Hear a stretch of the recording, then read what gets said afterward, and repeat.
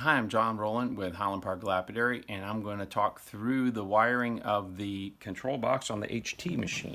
This is also now on our Model 12. It's an interlocking box that basically keeps you from getting sprayed with oil. Every now and then we'll have somebody that will take it apart and then they'll get a little confused about where the wiring goes when they go to put it back together. And so what I'm going to do is help you understand that. So your power cord is 3-prong. So you have a neutral, a hot, and a ground. So coming in, your hot is the black, and the black goes through the toggle switch and then comes off the same side of the toggle switch, goes down to the start button here, and then in parallel, which means that two blacks are under this terminal, this other black comes down and around and goes to the top two backside terminals here. It's jumpered across the top. So that concludes that wire. Now we look at the ground. The ground's pretty simple.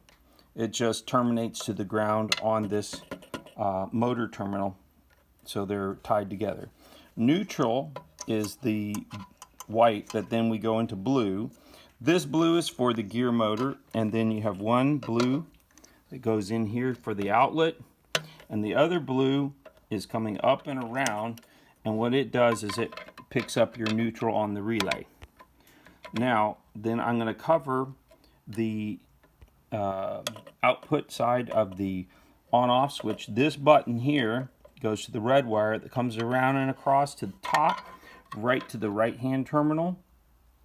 And then this right-hand terminal jumpers around, and it comes down and it goes to the middle. Now that's your interlock. When the relay comes on, it holds the circuit completed until that toggle switch trips off again, or if you lose power it will also turn it off.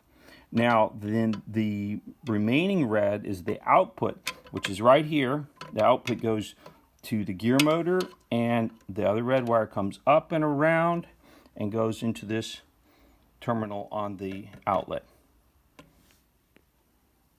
Now if you ever have a problem where you wiggle your connector, your motor plug, and the motor's intermittent turns, we do have another video that shows you how to adjust those terminals inside. There's a little screw right here, you can open it up. Sometimes if it gets used in and out a good bit, it will loosen those up. You can easily squeeze them back together and put it all back together, and it will work perfect then. So that's all there is to it.